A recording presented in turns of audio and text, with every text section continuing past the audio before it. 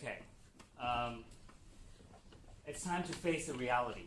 The reality is renewable energy is insufficient to provide the need that we use today.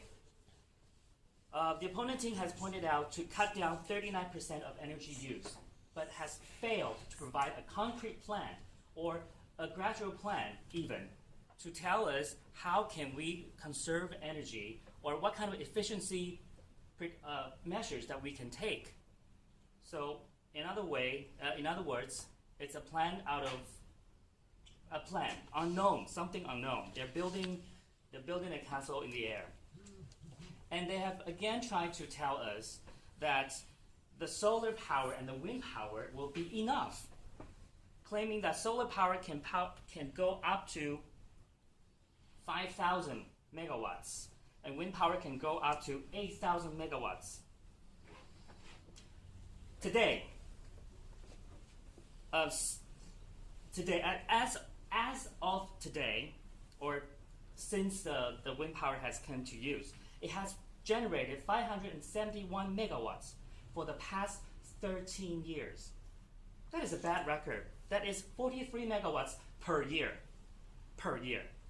And for the solar power, it has been running for 3 years and it has generated altogether 224.4 megawatts. That is 74.8 per year. And this comes from the Energy Bureau Ministry of Economic Affairs. Nuclear power today has provided 17 times more than wind and 535 times than solar power. How do you compare 1 to 3 to 535? And again, the opponent team has trying to tell us that has again failed to tell us that when you want to build enough solar panels or the turbines, you have no location for 100 square kilometers. Where should we put them? Should we put them on the top of Taipei 101, or should we put them on the top of Jade Mountain? And the construction, not to mention the construction.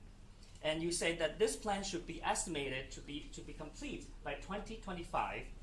And may I tell you, it's going to be 2014. And 2025, it's in 11 years. And do you know how long it took us to build the Xinzhuang MRT? How long? Xinzhuang MRT. It's on land. It's not even on the sea or on the mountains. How long? 13 years. How can you guarantee that? And let's not forget to mention the photovoltaic power, the solar panels, are extremely poisonous because it contains crystalline silicon and polysilicon, which is harmful to human health. And yes, and I'm going to go to my conclusion now.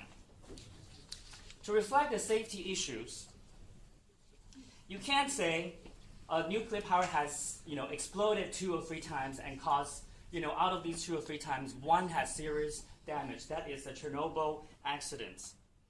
But for the past 30 years, there are more than 400 nuclear power plants, and only these 3 accidents, including the Three Mile Island, and only one happened, and that was Chernobyl. And Chernobyl was the old style of the nuclear power plant built by the former Soviet Union, and there are no more power plants like that anymore, and it was a human era. And are you saying that because of one accident from an airplane that we should discontinue the aerospace, the aviation innovation? No, we learn from mistakes. We built better planes and safer ones.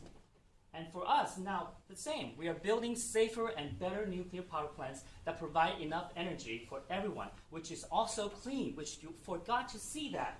It's clean because it produces almost zero carbon dioxide, which is harmful to the environment and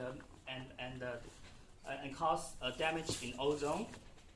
And in addition, it doesn't emit sulfur dioxide and all these poisonous things, which coal and fossil fuels are harming us while it's working, running perfectly fine, and we already have a problem. So nuclear is definitely safe and clean.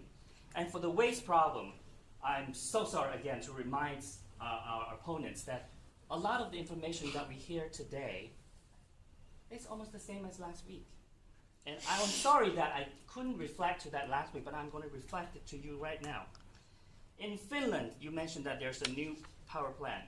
Finland, in the place on Onkalo, they are exploring they're exploring a geological storage under 520 meters deep that can store up to 9,000 tons of nuclear waste, up to 100 years. And after 200 years, this storage will be sealed. You can go online to find it out. And nuclear waste is undergoing, but we're trying to fix it. But at least you are trying to make us sound like the devil. I can tell you what, we are not the devil. Nuclear power has helped us go through the energy crisis in the 70s and 80s. And it has brought light in our days. It brings harmony as well as progression.